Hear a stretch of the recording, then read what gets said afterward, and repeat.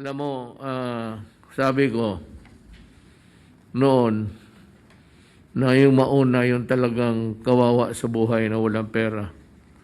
So, ang first priority ang mauna sa bakunahan kung magdating na kung maawa ang Diyos sa atin, mapaaga ang frontline health workers, mauna ang teachers at social workers and other government workers and three essential workers outside health, education, social welfare. For example, agriculture, food, tourism, and yung may contact talaga sa tao.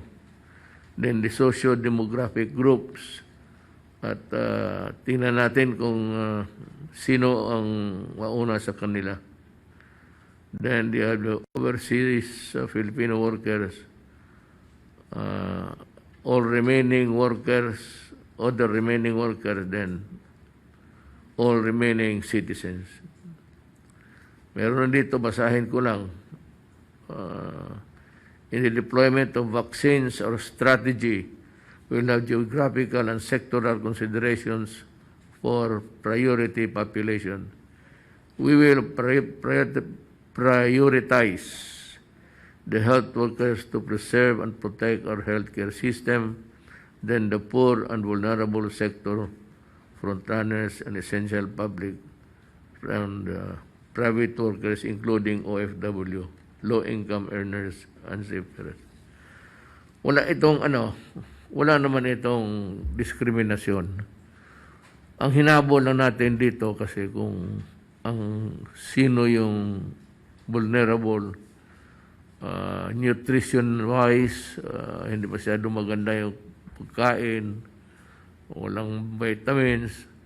So sila yung medyo matamaan if there is the pandemic would remain as it is.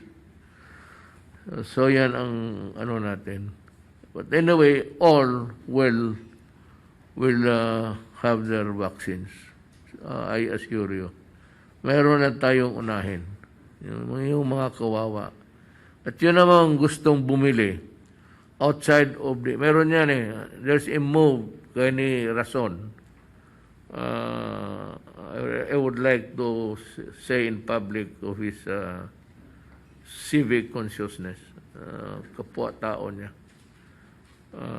Ito yung I think maraming mayayaman na magbili para sa kanilang mga workers. Kung lahat ito if there is enough supply at mabili ng outside of government structure, mas maganda.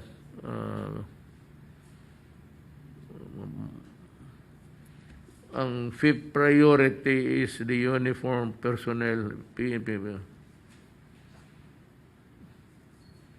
Kasama kayo sa mga sundalo natin, kasama kayo sa mga priority. Para mauna talaga yung mga pobre, yung wala talaga. Tapos kayo, halos dating ng kung milyon yan, magsabay-sabay na kayo. Saka huli na kami.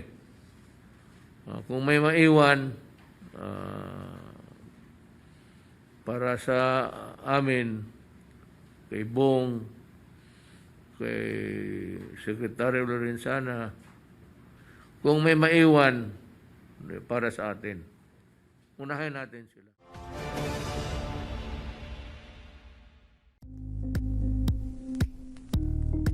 Thank you for watching Politico TV. Please like and subscribe to our channel for more videos.